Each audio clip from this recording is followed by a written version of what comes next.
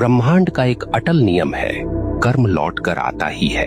आप चाहें तो पर्वतों के पीछे छुप जाइए, आप चाहें तो महासागरों की गहराई में उतर जाइए, परंतु कर्म का चक्र आपको ढूंढ लेगा।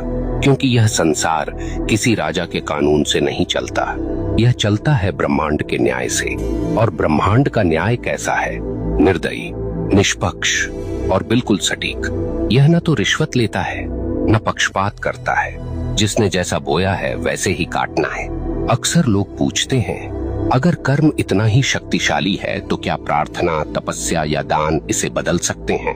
सुनिए, प्रार्थना से आपका हृदय शुद्ध हो सकता है, तपस्या से आपका मन स्थिर हो सकता है, दान से आपके कर्मों में प्रकाश जुड़ सकता है, परंतु जो किया है उसका फल भुगते बिना कोई विकल्प नहीं। हाँ, आप उस फल को हल्का कर सकते हैं, उसके वार को धीमा कर सकते हैं, परंतु उससे भाग नहीं सकते। ब्रह्मांड की अदालत में तारीख टल सकती है, पर फैसला कभी रद्द नहीं होता। अब सोचिए, जब आप किसी इंसान के साथ अन्याय करते हैं तो वास्तव में क्या होता है? वह इंसान आपको कोसता है, उसकी आत्मा से निकली आह सीधी ब्रह्मांड तक पहुंचती है और ब्रह्मांड इसे दर्ज कर लेता है। अब वह आह आपके जीवन की राहों पर कांटे बनकर बिछती है।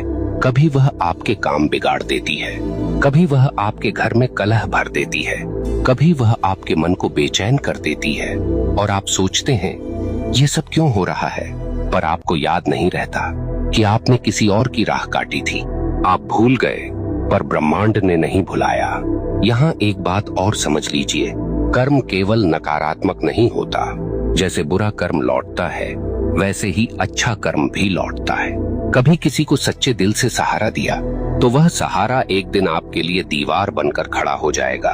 कभी किसी का दिल सच्चे भाव से खुश किया तो वह खुशी आपके जीवन में रोशनी बनकर लौटेगी। ब्रह्मांड का यह न्याय इतना गहन है कि वह एक छोटी सी मुस्कान को भी व्यर्थ नहीं जाने देता, और न ही एक छोटे से अपमान को। यहाँ मैं आपको एक कठोर सत्य बताना चाहता हूँ, आपका कर्म केवल आपकी वर्तमान जिंदगी को प्रभावित नहीं करता, यह आपके अगले जन्म तक जाता है।